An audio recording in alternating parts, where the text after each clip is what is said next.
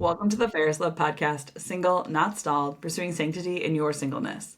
This podcast is for Catholic women who find themselves living the single life, whether it's by choice, vocation, or circumstance. Here we believe that this time is not just a waiting period, but a season rich with purpose, growth, and grace. Join your hosts, Monica and Katie Hinderer, two sisters navigating the single life from different perspectives as we dive into conversations about faith, friendship, professional growth, and finding joy in the everyday. Let's embrace this extraordinary journey together. Monica, season 2. Season 2. Here we are. Here we are. Crazy. It is crazy. 2026. Yep. As an adult, I'm like constantly like, wait, what year are we in? You know, when you don't write it every day, you're kind of like, wait a minute, where are we? Yeah. It's funny. It's funny how somebody was telling me that as adults, the reason the years feel like they're going faster and faster is because you're actually making less memories. So as a kid, years seem to kind of spread out because you have all these new memories and you have all these new things that you're assimilating and taking in. And as an adult, it's a lot of the like same old every year. And that's why they just seem to fly by. And you're like, weren't we just doing this? And here we're doing it again. Isn't that kind of an interesting fact? Yeah, that is true. And actually, I do have to think about, like, when I think about years past, like a big event or something that happened in that year, and that's how I know what that year is. Yes. It's like kind of demarcation of like, oh no, it was like in this year that I was doing this. Yeah. No, it's true. I always think of, like, I always kind of go back to when I graduated college, and then I can, like, move myself through the years that way. But yeah, that's funny. Mm-hmm. Yeah. Right. Well, it's been like 2 months since we've been on the podcast, so maybe we do a quick catch up on what's happened in the last 2 months or so, and then we can dive into this week's topic. I'm all for it. Let's do it. Love it. So I feel like your last 2 months have been much more exciting than mine. Well, I took a sabbatical. And this like at one point on my sabbatical, this I would say like middle-aged person was just like, aren't you a little young to be taking a sabbatical? And I was like, look, Keith, like, is your job stressful? Like, shut up. Like, just kidding, I'm not defensive. But yes, I took 5 weeks away and was in various parts of the country with family and friends and alone and resting and thinking and wrestling, just kind of navigating like life and life changes and like all of these things, adulting. Really, honestly, like that's what it is. It's like navigating like adulting, and you're like, wow, what is this life? So yeah, that's what I would say is kind of the biggest like update. I'm back now in my home base, and just kind of back to the grind of it, but in a little bit of a different way, I'd say. Yeah, nice. Let me think what happened in my 2 months. Actually, two on my team had babies. So that's kind of exciting. One had a boy, one had a girl. So the team is growing this year. These are the third and fourth babies born to my team in 2025, which is crazy. I have only 7 employees and 4 of them had babies. Wow. But there's 7 of us, including me. 4 had babies. So that was kind of cool. I took a week off, which was huge for me. And it's funny, I got on Instagram once to look up a recipe, and that was it. And I opened my email twice. And I never opened my work email, but I opened my personal email just twice that whole time. And only because a friend texted me and was like, I sent you an email, like, if you could respond. And I was like, oh gosh, okay. That was really good and cathartic for me to just like take, and I like did pretty much nothing. I like slept. Yeah. All my friends were like, what are you doing? And I was like sleeping like 16 hours a day, basically. Like, you gotta do what you gotta do. That's kind of it. But it was good. It was really reviving. And I got to the end of it and was like, oh, like I'm actually interested in doing things again, etc. So that was good. That's huge. Yeah. I think we could probably do a whole episode on just the realities of burnout and just even kind of just mental fatigue or the willingness to like take breaks. And navigate. But yeah, I feel like I've been navigating burnout for like the last 6 months. Mm. Definitely the last half of 2025, it's Hmm. been trying to figure out like how to survive and keep moving forward. And, I've got two employees on maternity leave right now. And so, but of course, like our clients keep growing, which is amazing. And so it's this, this funky balance of trying to figure that out. And, I don't want to burden my team by me being gone, but at the same time, like, needing that rest. So, I would have loved to take a 5 week sabbatical, but for me, I took a 1 week, and I'll probably take another week, or maybe I'll start taking a few more like random weeks here and there to just catch up I on will say things. it's the perk of being single in that I'm able to kind of just jet set wherever I want to Yeah, go, and working for myself that yeah, I can really do whatever I want. I understand like a lot of people kind of don't have that privilege to be able to do that, which it definitely is a blessing to be able to say I need a break, and the ability to take it is really nice. Um yeah. but Although I was talking to a friend recently, she's a nurse, and she was saying how, and I forget what they're called, like micro retirements or something like that, but like, you're not going to retire till whatever, 65, 70, 75 at this rate, given our economy, etc. But more and more people, millennials, Gen Zs, are taking these like micro retirements where they take a month off or they take a, 3 month stint and whatever it's like personal leave or you ask work for a sabbatical or you're in between switching jobs. Like I had a friend who just did this, who was in between switching jobs and got a new job, but had her start date a month after she left the other job so that she could just take a month in between, that kind of a thing. And so I think people are starting to see this more and more because it's true. Burnout's pretty intense, but maybe that's for another episode. yeah, definitely. What are some of your highlights, Monica, from 2025? Do you have any? Um, well, I took two really big trips in 2025. I mean, I got to do the Camino at the beginning of the summer. I went to England at the end of the summer. I had never been to England before.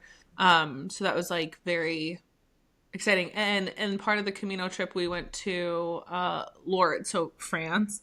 So I actually like checked out, I had been to Spain before, but also the Camino, you just see different parts of Spanish culture. So um, I would say those are like really big highlights for me. In that, I'm trying to think like what else. Uh, I don't know. I think definitely the Camino for me too. Obviously, we did that together with some friends and our little brother. But yeah, that was definitely awesome. I was also remembering like the start of 2025 was when you and I drove out to Utah and back. oh, that's right. Crazy that that was this year. I feel like that was like eons ago. But we did that. We got to hike Moab. We went to the Sikh conference out there um, in Utah. So that was cool. Yeah, it's interesting. This year has had a lot of travel for me. Like this is funny. I started the year traveling with you. We were in all over, but mostly Colorado and Utah. And then a few months later, I was in Spain. And then a few months later, I was in England. And then a few months later, I kind of did the East Coast, and I was in Mhm. Smokies and then in the mountains in Vermont. So, yeah, that's interesting. Yeah. It has definitely been a year of travel. Yeah, it was definitely a year of travel for me. I feel like every other year is a year of travel for me. This year was a lot of travel. Last year wasn't as much. The year before was a ton. So this year, same. I did Utah. Between our Utah trip and our Spain trip, I went to Rome. I was there when the Pope died, which was crazy. Our Spain trip, I was out to Virginia for a little bit, along like kind of the Appalachian Trail, and then I traveled a ton for different work functions Mm, down to San Antonio, up to Notre Dame, and a million places in between. And our brother got ordained. that's right. That's also, we're missing that, but that was a huge, huge 2025 thing for us as well. That was cool to witness and be That's part of right. for sure. And yeah, wow. I mean, so much happened. I think a few of my friends had babies. They became moms for the first time. Our brother welcomed their first just a few weeks Hmm. ago. Um, yeah, I feel like a lot. I Even when was Hank born? And Hank, we had two. We had a new niece and a new nephew this year. that's right. Um, yeah, that's right. Because he was born the day the Pope was elected. Yeah, because his middle name is Leo. That's amazing. Yeah, it's funny to recap. I always think it's a really cool exercise to do at the end of your year to recap, to like sit Mm. down and journal and recap because I think we forget how much, like this year for me was like packed, packed. Like, okay, all the travel, but then all the things happening with friends. Like, I was in essentially like an 8 month relationship. Like, there were so many things happening Yeah, that you almost look back and you're like, whoa. Like, and if you don't take time, sometimes I think if you don't take time to be really reflective, you can kind of miss it. totally. I do at the start of every year. Well, for a long time, I was always making a retreat between the Christmas and New Year, and so I would do it then. Now I don't have that luxury, so sometimes I'll do it kind of the week before Christmas if I'm off, or the week after. But I do a couple things, but one of them is my year in review, and I actually pull up my calendar, pull up my like assignment notebook or whatever, and then I in this notebook make a plus or a minus sign next to like the various things that happened, or kind of like a neutral sign. Sometimes I'll put a plus and a minus, and so it'll be like, like going to Utah and like hiking Moab, that's a plus for me, like that kind of thing. Like losing a specific client, that might be a negative, right? And like, but I'll kind of go through and look at it all just to be able to see like what actually happened this year, because Mm-hmm. sometimes you like lose track of those things, and I think it can be really good. And for me, it then helps, like even in my prayer, then to look at these things and be like, wow, like a lot happened and a lot of amazing things happened Yeah. this year. Like how cool is that? Um, yeah, and to be able to like really look back and see overall, I think it's great. And then one of the other things I do, which this kind of leads into our topic for the day, but one of the other things I love to do is like I write out this time next year, like God willing, I'll have, and then I'll like list out things that are kind of like on my bucket list Oh. for the year. And then do you And review so it? Like, what did you want for 25? I know I need to go back and look and see what I did for 25. I just found 24s. I'm gonna see if I can find it. Um, oh, wait. Ooh, maybe I have it. Okay, wait. Here's my year in review. Okay, this time next year, I will have hired at least two new employees. Check, I did that. We brought on two new employees. Great. It says I'd onboarded five large clients. We did not onboard five large clients, but we onboarded probably two or three. I'll have to go back and look. But two of our big clients increased significantly. So I'll say that's a halvesies. Put serious work into regulating my nervous system. We know I've been working on that. Read 75 books. Did not do that this year at all, but that was part of my slowdown process. Good. What are some of the other things? Oh, I was gonna try and do the Live Hard program, which is like 75 hard, and then like all these other standards, but that didn't really work well with my trying to slow down, so I ditched that. There. What else? Really. Oh, I have here Grow the Single Not Stalled podcast, which we did. That was cool. Good. Um, I have, hike or ruck more than 400 miles. Well, we did 200 of those on the Camino, so I think I'm definitely Good there. have done more than that. Yeah, so a number of the things, several things I did not do. It said pay off the car. Definitely have not finished paying off the car, but you know. So, yeah, it's kind of a cool thing. So I highly recommend doing both of I like those that. things. Yeah. I think that's a great idea. That's like, I don't know. I think it also helps keep you on track. I think it is interesting to look at like where your heart was then versus where it is now, and even being able to see like, oh, the things I wanted as the year progressed maybe weren't what was best for me. And I learned that Yeah. as I went, right? As you were saying, one of the things you wanted like actually didn't gel with Right. slowing Well, down. yeah, like And it is interesting because like like wanting to do the Live Hard program, I was like, oh, this is going to be so good for, because my word of the year last year was consistency, and I was like, this will be so good for consistency because it really makes you be consistent. But I made this and I wrote this out before the year ended, and then you and I listened to the Heal Your Nervous System on our way we out to did. Utah, which vastly changed the way I looked at 2025 and kind of what I was going to do in that Yeah. year, which made some of those things null and void. But it is interesting still to like look back and see, those kinds of things. And honestly, what I should probably do is like check these every quarter. Yeah. Oh, Just see like, am I on track? Because like often I'll look at it at the same time every year, but I don't always go back and look and be like, am I on track for this? Do I want to change this or adjust it? But yeah, I think it's helpful. That's very interesting. So I good. have a friend who kind of does this. Well, she like wrote out all these things she wanted in a future husband. And I was Mm. talking to her recently. She's married now. And she's like, she found the list and she's like, he has none of this. And but what was interesting was she looked at like what was the intention behind what I said, and Mm. did God give me that just in a different way? So I think on her list it might have said something like Catholic, and her husband is not Catholic. And she's like, Monica, this man loves God. Like he does. It's just like he's just not there yet. And but like he does, and I see it. I see it in him, and he's so supportive of me. And so she's like, yeah, like when I wrote Catholic, like what did I really mean behind that? Right? Because you could marry someone who's Yeah. Catholic and just be like Because you can trash. marry some nominal Yeah. Catholic who like whatever. Right. Like you want a man who's like deeply in love with Yeah. God. And that like God gave that to her just in a way she wasn't expecting, you know? Hmm. Um, and then she even said she was glad that at that time she was on a social media break because she was like, I think if I was on social media, I wouldn't have married him.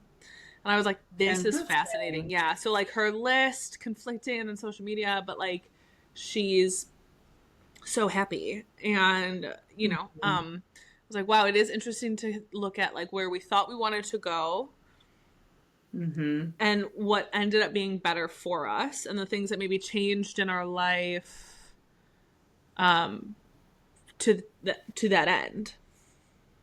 Yeah. Yeah.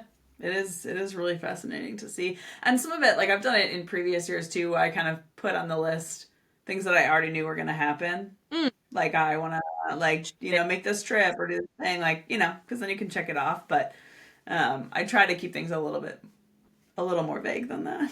But sometimes. I think it's great. Yeah, exactly. Highly recommend. So, to that point too, we were going to talk this time about our word of the year, which is a tradition Monica and I have done for, gosh, how many A lot. years?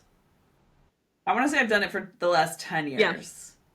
I think we could actually go back to our emails and find it because I think we used to have an email chain with the family. Oh, it's Mailing true. words. One year we did it with the family. I forgot Yeah, I think we've that. been doing it for about a decade now. Yeah. So, and for those who aren't familiar with this concept, basically, instead of making resolutions, instead of even necessarily setting goals to a certain extent, a word of the year is kind of, as it's called, a word to kind of help encapsulate the year of kind of where you want to go, how you want to grow and develop, what you want your focus to be on for that year, that kind of a thing. And I mean, the word can be anything, right? Like I have seen people do like words that seem crazy. They can be really specific. They can be super generic. There's no rhyme or reason necessarily to the word that you pick, or the words that are like appropriate Hmm. in quotation marks for it, Yeah, right? you can do whatever you want. Yeah, exactly. Do you remember some of your previous words from other years? Last year was trust, which I think is like really kind of comical because this past year, my life, oh my gosh, the only analogy I can make for this is like, have you seen the meme of like the little Asian girl in the teacup? She's like holding onto the wheel and she's like freaking out. She's like, ah! That's Yeah, me. yeah, yeah, This yeah, past year, if I had to encapsulate the year in an image, it's like a WTF. And so many twists and turns where I had to sort of trust. And I think what's interesting is I didn't do it well. I think I yeah. don't think I did it well, but I think in that I learned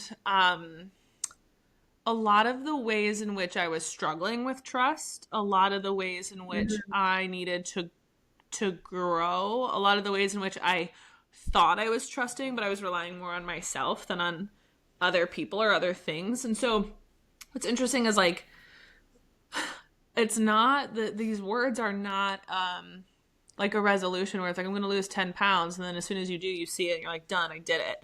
The word is so Yeah, yeah, dynamic that I was able to learn a lot about trust and about myself because that's where my focus was. Like that's what I knew. So when I was going through particular things, like I could see it unfolding. I could see it as an opportunity to Mm, trust. I could see it as a failing in my trust. I could see it as like something to wrestle and grapple with God over. Um, I feel like a lot of people throughout the years, like, you just have to trust. You have to trust the process. You have to trust God. You have to trust the church. You have to trust. And I was like, okay, as I'm like white knuckling through. yeah, And yeah, and yeah, in yeah. many ways, I think truthfully failed miserably. But there's something in that where you learn so much about Mhm. that virtue and about yourself. So um, I don't think there's ever truly a failure with the word, even if you like, fumble it. It's funny. I think what I've seen in my own life is often the year after you pick the word is the year in which you really start living the Oh, word. interesting. Oh, my God. So like I just have seen that like so clearly in my life. And I think it could be because it's like the thing you're working on all year. So of course like you kind of pick it because you're like I really want to do this Yeah. year, but it's hard and you have to grapple with it and you have to, especially if it's like a bigger, I mean most of them are like bigger picture things, right? So it's something that like all year you're kind of like moving through and thinking about, and then the following year then you're like, "Oh, okay, now I'm actually living this, or now I'm actually seeing this a little bit more clearly." Um etc. Anyway, that's my own take on it. I'm trying to go back and see if I can find some of my word of the years from other years. I know in 2021 I did steadfast as my word. And in 2019 I did Hmm, purpose. I used to have them all written somewhere and now I have no idea where I put that's them. interesting. Um Oh, my 2022 year. Okay, this is why. So this I was like, there's a good example in here somewhere. Okay, my 2022 word of the year was Hmm. expansive. Now I started my business in 2020. I hired my first employee in summer of 2021. Okay, so like a year and a half after I started the business. And so when I started 2022, I still only had that one Hmm. employee, and I knew I really wanted to like expand the business, and so expansive became my word for 2022, and I saw that. But 2023 was really the year that like my business like took off and was like I had legit client, like I mean obviously like I had it took off previously, but like it was the year that I was like, oh okay, this is it. um and so that was my year for my word for 2022, and then 2023 I made my word level up, which was like, well, it was up technically, like look up, level up, like keep growing the business, and that's when like I continued to grow that way. So Hmm. it's kind of an interesting, Well, I think because you put the work yeah. in, then it starts to like take root Mhm. and it really can kind of grow. Um, from there, which is I think really interesting. I'd be curious to know like what some of our listeners do. Um, Yeah, and what words I choose and like how that kind of like manifests in their life. As they and yeah. I highly recommend um throwing it into ChatGPT too. Like I mean, you know me and my love for AI, but I think like go into your ChatGPT and type in like, okay, I'm trying to come up with a word of the year for who I am, and then like throw some of your stuff into Mhm. it. And have it shoot back some words to you, and then you can kind of like grapple back and forth with it to try and find a word that works really Mm. well. Because I think that's also part of the like process is you want to find a word that like actually resonates. You don't want to pick a word that's like meh. I could go Yeah. either way. Yeah, yeah, You yeah. know. Yeah, you want it to feel right. Mm-hmm. Or something that is gonna kind of inspire you. And truthfully, like I go through the year and sometimes I forget and then it like pops back up and then I see it and then it's kind of, and that's why I think we like using the word because unlike setting a New Year's resolution or a goal, it's not that you can't do that. I think that, everyone is gonna find what works for them. Sure. But what I like about the word is that it's always evolving, constantly around. You can forget, pick it back up. You're still learning it. So there's something like really Yeah. unique about that. Um, Well, and what I like about it too is that it usually encapsulates or covers like many aspects of your life. yeah. as opposed to like a New Year's resolution of like, I'm going to lose 20 pounds is like one aspect, maybe two, maybe it's like your nutrition and your like workouts at the gym, but like that's Yeah. kind of it.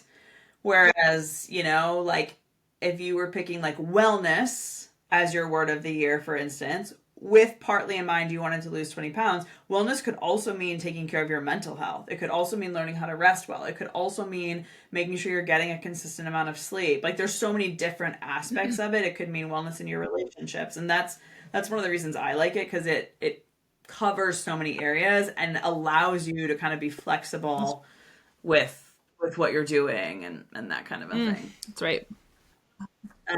One of the other things that I think is important to do, and I don't know, people might have pushback on this, but this was for me, this has been really helpful, is to pick a positive word instead of a negative word. Sure. So I think, like it can be easy to pick a negative word. Like this year, Monica and I were just talking before camera, like this year I was toying with picking the word Which I no. And but I know.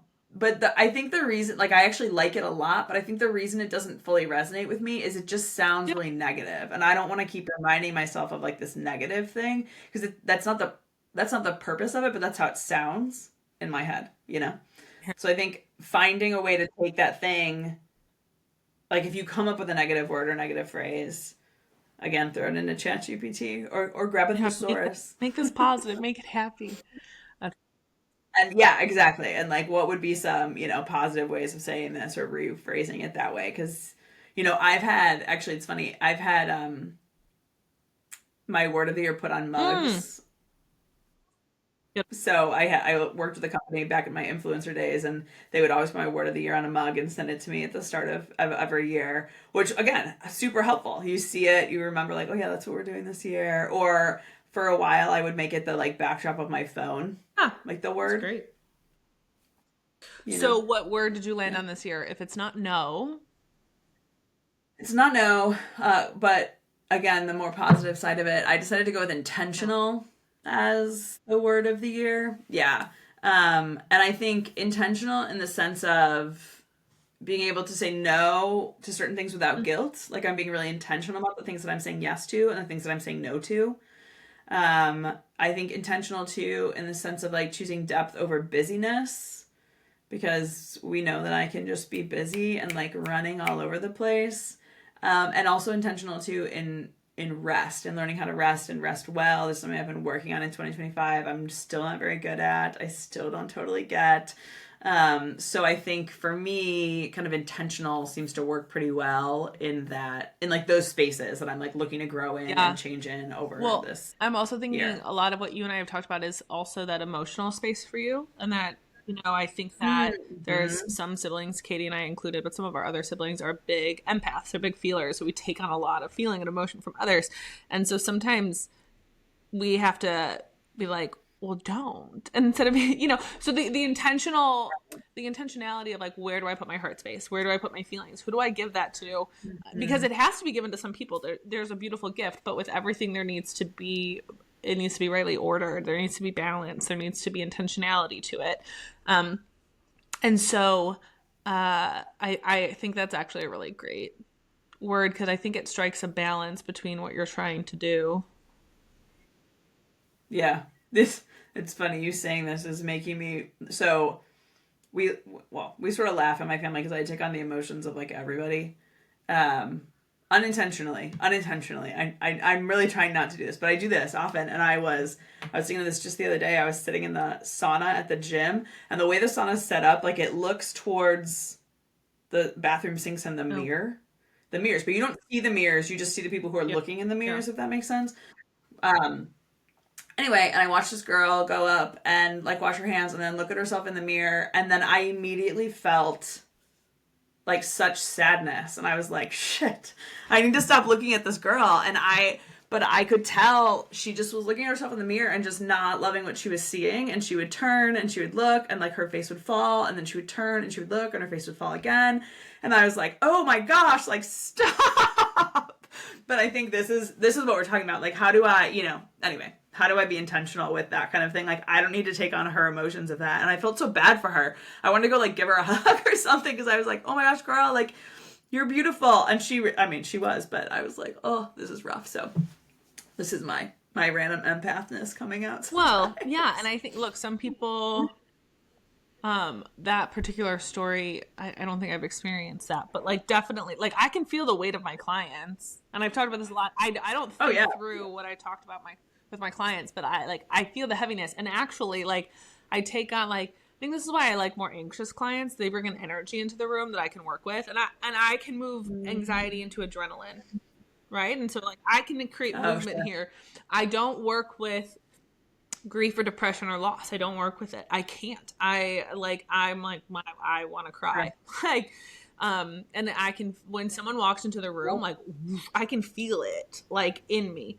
Which is just it's kind of a wild thing, but I think that um there are these really beautiful qualities and traits we all have. We just have to be mindful about them, intentional about when we use them, intentional about the impact they have on us, and then intentional about how we handle it. I was talking Yeah. to my own therapist about this, and she was like, right, so um she's like, that means that like after particular people or settings or situations, like you need to be more cognizant of what you do to regulate yourself instead of just being like, man, I feel all Mm-hmm. these things, being like, what are you going to do about it?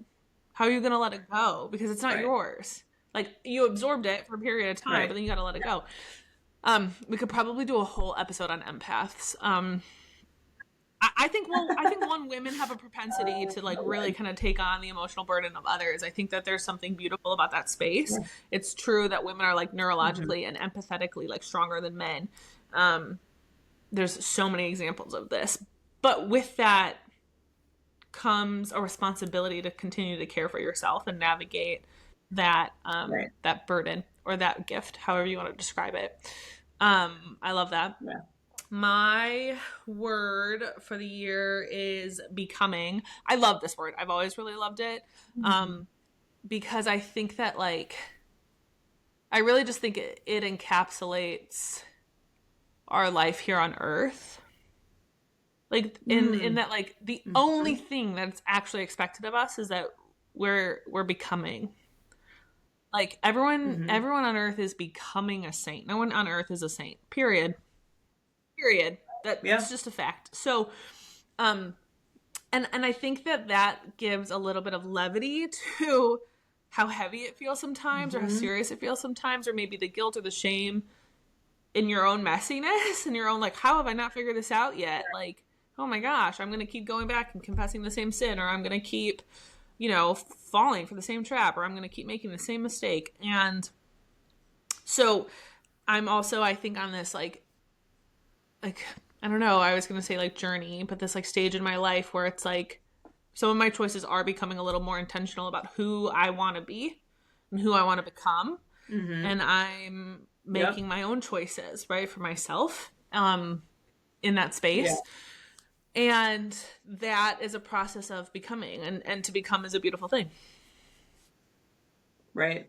Yeah, and it's like so interesting because it's really like, like you're saying, it's this lifelong Mhm. task of like becoming like the amazing creature God created us as and to be, right? And like not that that's a like not to see that as like, oh, he made you one certain way and you've got to figure it out. Like part of that is like he made you with all of your interesting quirks and your strengths and your weaknesses, and he loves all of that because he made all of that, and he wants you, right, to like, yeah, keep working on that and becoming the best version of yourself and the version that you want to be. And that, so I love becoming as a word for the year, for Hmm. sure. And it is yeah, it's a process, and I think that that will never have a destination, which there's something really Yeah. unique about that. And that, yeah, I mean, God made each of us so uniquely in that only our hearts can love him in the way our hearts were created. And you almost have to meet yourself. You like, who am Right. I? Why am I? Where am I going? Like, what are my gifts, my joys, my sorrows, my sufferings, these intricacies? And can I Mm-hmm. navigate those and become this full flourishing adult person? Yeah. And Yeah. Yeah, and I think too, it's like looking at those things and also like looking at them from our own perspective, and then also looking at them from like, how is God looking on these Mm, and loving these in me? You know, like it's we've talked about this before, but like dreaming with God, like this idea of like, and I think, you know, having brothers who have children, like you see this so much more clearly, like our brother Tom who has this new baby, right? Like they send us random videos every now and again, and like the last one they just sent was like the two he and his wife were agreeing that even her hiccups were mm, adorable. And I was like that's how God looks at us, right? He's like, "Oh, look at this adorable child daughter of mine. Like, look at what she's doing right now. Like, I yeah. love this." And I think we can forget that, especially as we age. We're like, "Oh, he's just looking at us and being like, I'm so disappointed in you," or like, "Why aren't you further along or better?" And he's not looking Oh, at us I like saw that, this you know? thing. It popped up on one of my reels. But it was like the Lord delights in you, and I was like, I wonder what that's like. Like, what do you mean? Like, because I think Yeah, we can be so self critical, or the world has criticized, chastised, whatever us for particular things. And it's hard almost to wrestle with trying to become a better version of yourself, trying to navigate your failings, your flaws, your sins, your missteps, all these things, while being like, yeah, but God delights in me. Like it's more than likes you. Like to delight yeah, is such a like it's such a beautiful word. Um to think that like that's how you are experienced. And so to experience yourself that way, to to work on to work on yourself, strengths, weaknesses, all of these things. Um yeah. and to just fall in love with that process. I Hmm. think that's kind of the point. I don't know. Yeah, no, I totally agree. And I think, yeah, that, what's coming to mind is that passage that we are all Mm, beautifully, wonderfully yeah. made, right? Like that's the reality. Or, every now and then when friend is pregnant for the first time, sometimes I'll send them the passage from Psalms, and I don't remember the number, um, but in which it says something like God knew you before he knit you together in your Yeah. mother's womb, like knew and loved you before he even did any of that, right? And I think that's part of even these words of the year too, is like figuring out like, okay, how do I focus on a certain area of my life in order to move in that direction, whatever it is. For me, intentional, you becoming, last year for me it was consistent, right? Like trying to be consistent in a lot of my things, a lot of my relationships, like Yeah. those things. So I yeah, there's a I lot we came can across take from that. this poem that as you were speaking it reminded me of, so I pulled it up, but it goes along the lines of, it says, how precious you must be that God, who formed the galaxies and guided oceans, still chose to breathe life into you because this world needed your soul in it. I'm gonna cry. I'm like, oh my gosh, like, yeah, you're like, wait a minute. When you stop to think of it, you're like, homeboy made galaxies. Like he formed these mountains. And Yeah. so it goes on to say, the same hands that shaped mountains gently shaped your heart. You are not random, you are remembered. Before time began, he saw your soul and whispered, this one must exist. The light you bring, it's felt by more than you know. He places stars in the skies, but with care, he placed his image in you because of all creation. It would not be complete without you. And then it goes on to be like, Jesus saw your worth and he died for you. And I'm like, oh wait, but like there is something so beautiful about stopping to see yourself in that light. And Hmm. sometimes we have to be like, I have to love myself the way God loves me. What a challenge, right? Um, Hmm. and so sometimes I think there's like literature and there's different things that can help us like see that. But it's true when you take a step back and say, like, I was not random, I was chosen. Right. Yeah, it's interesting. I just heard a priest the other day say like a really good prayer could be to ask God to show me how much you love me. Like Yeah. implant that in my heart so that I understand. And I was like, "Oh, dang, like that's true, right?" Or like I can remember like the first time I saw the Grand Canyon, I think we talked about this on another episode, but I went early in the morning. I got there when it was still super dark. I had looked up like best places to watch the sunrise or whatever. And as I'm like, and I'd never seen the Grand Canyon before. I'd seen pictures, like in your textbook as a kid or whatever. Um, But as the like sun was rising over the Grand Canyon, I was in like such awe over the whole thing. But I was also thinking like, and yet, like God says, like creating humans is more Yeah. like was very good. Creating the Grand Canyon was Mm-hmm. good, Yeah. you know.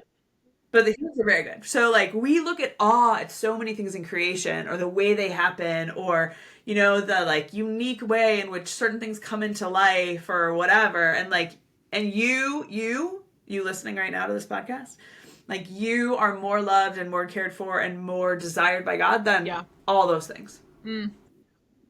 This took a really funky Yeah, twist today on our it podcast, but did. I love it. And we can kind of wrap up because I mean, maybe it's just food for thought though in Yeah. you know, at what we're saying as people begin to reflect on like what they want to grow in. Because honestly, I think everyone can grow in that. It's not even self-confidence. It's, I mean, maybe it is self-confidence, but I think it's yeah, self knowledge. of like your purpose here on this earth. And just reminds me of the phrase, like, it is good that you are here. And I like Yeah. that phrase. Like, could you imagine if we just like told everybody that? Like, if people really like believed that, how different things would be. Right. So, all Yeah. in all, Katie and I highly recommend taking a word of the year, and it can be inspired through our podcast or through things that have been like on your heart recently. ChatGPT helps, prayer helps, and navigating this word. And that, you know, it helps in many ways just guide the year. Yeah, absolutely. And I'm curious if you do come up with one, find us on Yeah. Instagram and share it with us. I'll put a post up on this episode because I'm curious, like what your word of the year is. If you've already come up with one, if you haven't come up with one, even if you're listening to this in February, who knows when you listen to it? Like it's never too late. That's the other great thing about the word of the year. It's not like a resolution where you feel like if you don't start it on January Right. 1, it doesn't count. Like pick one and go. That's it for this week on Single Not Stalled. We hope this episode gave you new insights and a renewed sense of purpose in your daily life. Wherever you are on your journey, remember that God is with you, and this season is filled with opportunities to grow, flourish, and make an impact. If you're loving the podcast, please take a moment to rate and review it. It helps more women like you find this community. And don't forget to subscribe so you never miss an episode. Join us on social media at Single Not Stalled. We'd love to hear your thoughts and ideas. Until next time, keep living fully and walking boldly.